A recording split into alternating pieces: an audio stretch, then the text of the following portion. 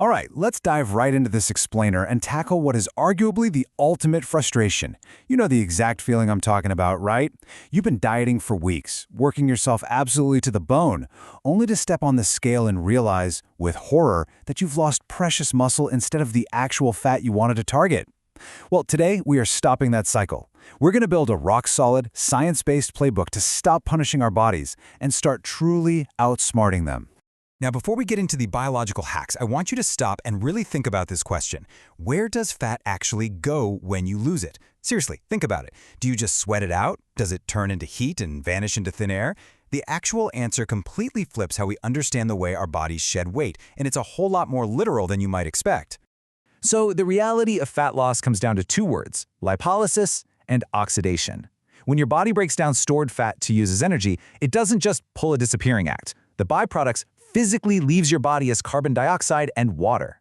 That's right, every deep, heavy breath you exhale when you're completely exhausted during a tough workout, that is quite literally burned fat leaving your body as carbon dioxide. The leftover fraction just exits as water through sweat and urine. Basically, oxygen is the absolute crucial ingredient to incinerating fat. Okay, moving right into Section 1, the biology of fat loss, and specifically why the belly is just so incredibly stubborn. First off, let's validate your frustrations right now. Because having stubborn belly fat isn't some character flaw, and it's certainly not a lack of willpower. It's actually a fascinating, albeit super annoying, biological design. See, our fat cells are controlled by receptors, and your genetics dictate exactly where these are located. On one hand, you have beta-2 receptors. These are fantastic. They are super fast to respond to fat-burning hormones and release fuel instantly. You usually find these in your arms and face, which is exactly why those areas tend to slim down first. But then we have the alpha-2 receptors.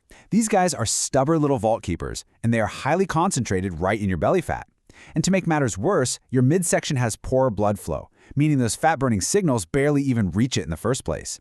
It literally acts like gum stuck on your shoe, just aggressively hanging on until the bitter end. So let's look at how to fix that in Section 2, Nutrition Fueling the Burn. This is all about manipulating your biology, not starving it. Now that we know the biological hurdle we're up against, let's pull our very first lever, nutrition. This is where we completely stop starving ourselves. Starving just makes your body panic and literally eat its own muscle, because muscle is metabolically expensive to maintain. Instead, we are going to actively manipulate our biology. It's so cool how specific foods will actually do the heavy biological lifting for you. Take high-protein foods, for example. They have a massive thermic effect, meaning your body has to work so hard just to digest them that you're burning bonus calories for free. Then you've got carotenoids. These are found in colorful veggies like sweet potatoes, carrots, and spinach. They're powerful antioxidants that neutralize free radicals and genuinely activate genes that attack dangerous visceral fat around your organs. Oh, and add in catechins from minimally processed green tea or matcha to really boost your nervous system's fat oxidation. You'll also want to load up on fiber, like broccoli and beans. Eat those first, and they act as natural appetite killers. And finally, the big one. Keep your insulin low by dodging refined carbs and sneaky liquid calories. Because when your insulin spikes, your body shifts into storage mode, and those alpha-2 fat vaults, yeah, they stay locked tight. But hey, before we get completely carried away with these awesome nutritional hacks, we have to address the absolute foundation. As Dr. Andrew Huberman points out, the undeniable law of thermodynamics still applies. You cannot outsmart a massive calorie surplus. I mean, if you're drenching your healthy salad in 600 calories of dressing, you are not going to lose weight. These food hacks are massive multipliers, absolutely, but a calorie deficit is always your baseline.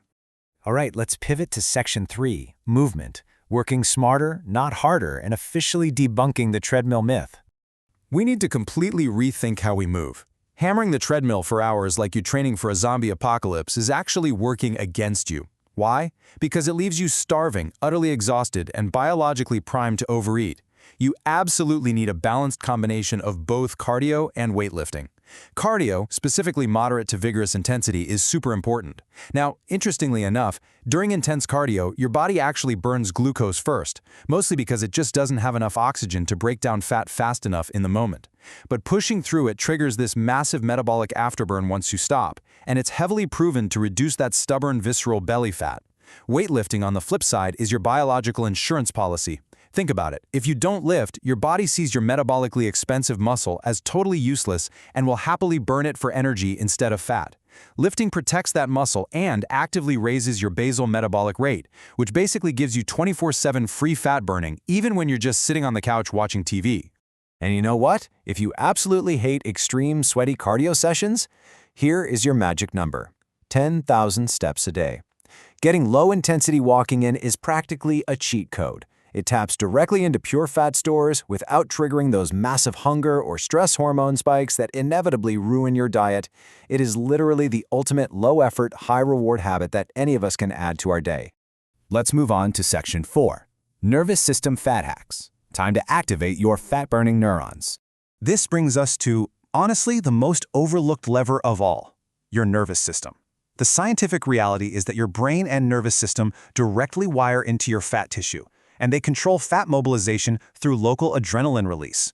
It turns out that simply being a fidgeter, pacing the room while you're on a phone call, or bouncing your knee throughout the day, what scientists call non-exercise activity thermogenesis, actually activates specific neurons.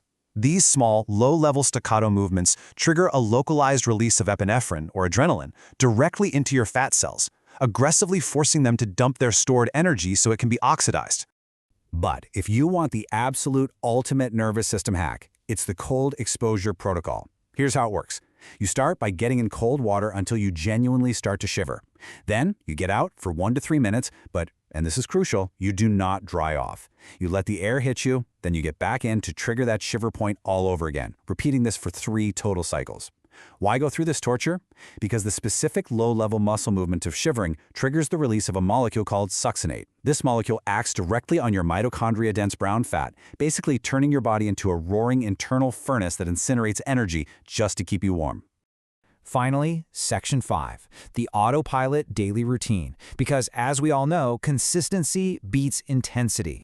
Let's bring all this incredible science together into an autopilot daily routine. Because at the end of the day, a perfect plan you only do twice a month will always lose to a pretty good plan you execute consistently. By stacking these simple habits, you effectively rewire your entire system. Start your day with deep, forceful nasal breathing to clear out carbon dioxide, which, remember, is the physical fat actually leaving your body. Add in some fasted, low-intensity morning walks. Working out when your insulin and blood sugar are naturally low forces your body to tap straight into stored fat. Maybe drink some yerba mate or have a little caffeine before you move. This stimulates the glucagon pathway, increasing GLP-1 and adrenaline to shift your body into a super aggressive fat-burning state. And lastly, please get your 7 to 8 hours of sleep. If your sleep sucks, your testosterone tanks, your stress hormone cortisol spikes through the roof, and your body will stubbornly hold on to every single ounce of fat. So, as we wrap up this explainer, I want to leave you with a genuine choice. Are you going to keep punishing your body into submission? Are you going to keep relying on extreme crash diets and endless treadmill runs that only burn away your precious muscle? Or are you going to use this biological playbook, the nutrition, the smart movement, the nervous system hacks, to finally outsmart that stubborn fat once and for all? The science is all right here. The choice is yours.